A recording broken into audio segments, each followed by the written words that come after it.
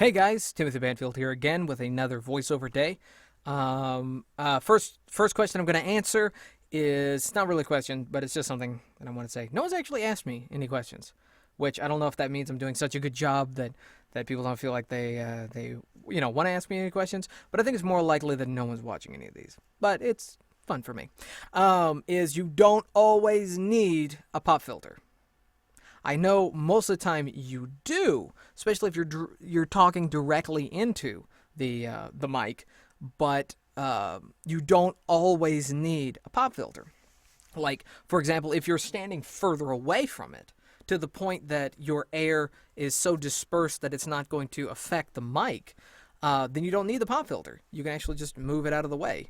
And also, if you're speaking off to the side of the mic, now, right now, my mic has a foam cover that also helps prevent any bounce back or any kind of air that might come anywhere near it. But right now, I'm not actually using the pop filter. I was just saying that you don't have to. Now, if you were doing something that's very direct, very precise, and you want to speak, get all of the nuances of your voice, I like saying that, nuances. Then yeah, you would have the pop filter right here, and you would speak directly into it. Also, one thing that I do is I have the pop filter at an angle, like normally at a 45-degree angle. Most of the time, most people have it like straight up and down, aimed straight for the mic, but I have it at a 45-degree angle, because I think for me personally, it's better because then the air, any air that comes from my mouth to the mic will actually kind of like glance off and deflect. I don't know if anyone else does that, but for me, that's just something that I do. That's not what this episode's about. I just wanted to point that out. This episode's actually about using Audacity and doing what I call pause takes when you're reading a line. What I mean by pause takes are, now right now I have this Audacity on record, but I have it as pause. So it's not recording any of what I'm saying. It's still showing me the levels.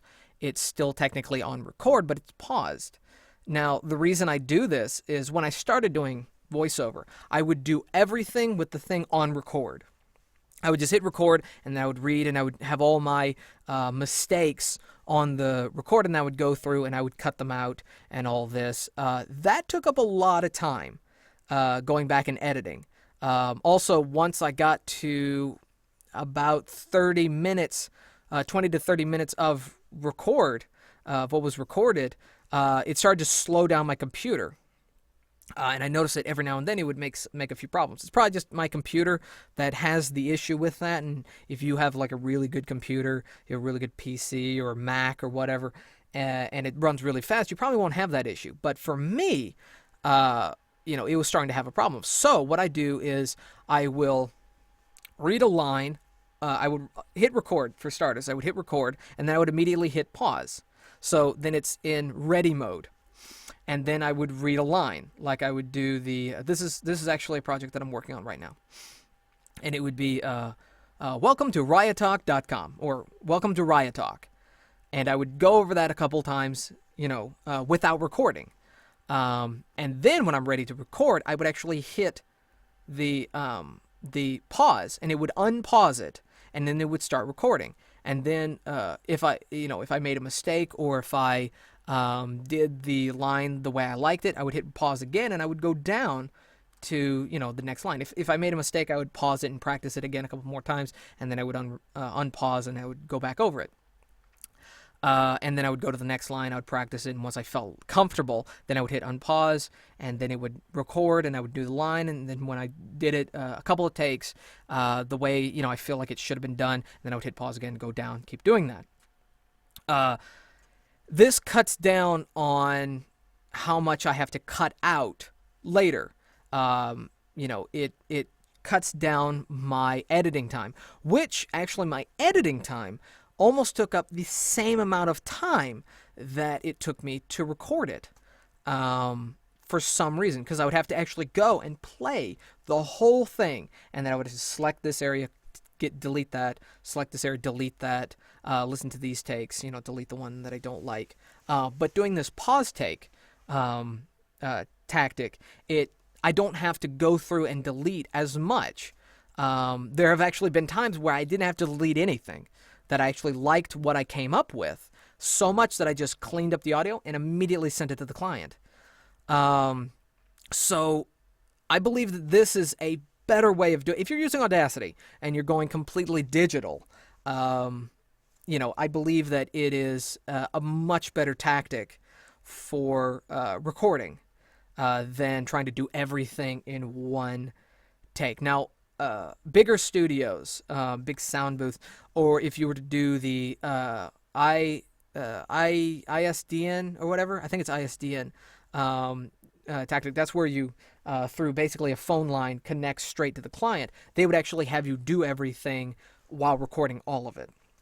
And they would go through and they would cut it down. But if you're doing it yourself and you're sending the best of and basically the finished product to the client, do it this way. One thing you never do is don't have the client clean it up and take out the bad takes for you. That is not a good idea. Okay. I've never done that. I just know that if you were to do that, that would show laziness and it would show an unprofessionalism in your recording because it shows how many mistakes you made. As far as they know, if you just send them the finished product, they might believe that you did this all in one take, and it presents you as a much more professional voiceover than they perceive. It's not a lie. It just doesn't show them your failed attempts. So anyway, those are my two recording voiceover day tips. One is the pop filter. The other one is the pause take. In fact, I can actually do one for you guys real quick before I leave. All right, so the line is the genre already exists, or existed. This genre already existed in books and lore, but the interest from newcomers, okay, in the D&D slate. Okay. So, the genre already exists. I want to say existed. Why do I want to say existed? Oh, because it is existed. Wow. See, that's the kind of stuff I would not want to show a client. The genre already existed in the books and lore. In books and lore. But the interest from newcomers in the D&D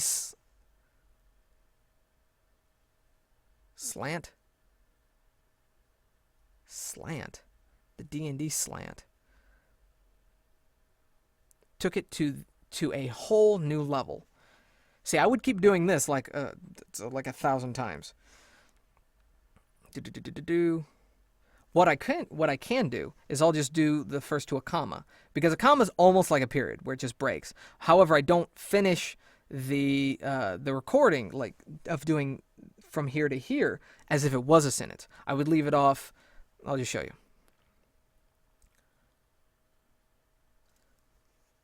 The genre already existed in books and lore.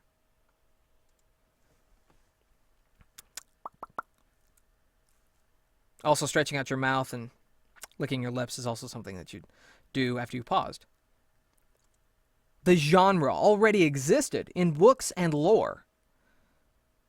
The genre already existed in books and lore.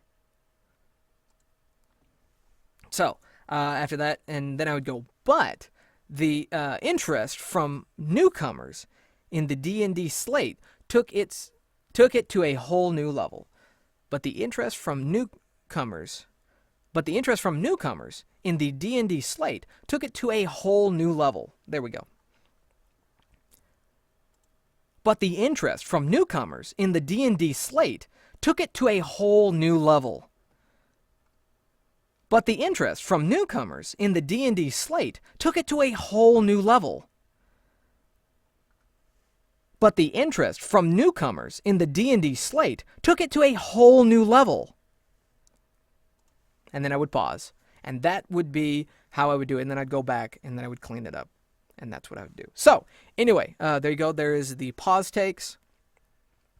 Thank you guys for watching. If you have any questions, leave them down in the comment section. If you like what you saw, like it, subscribe, and I will catch you later.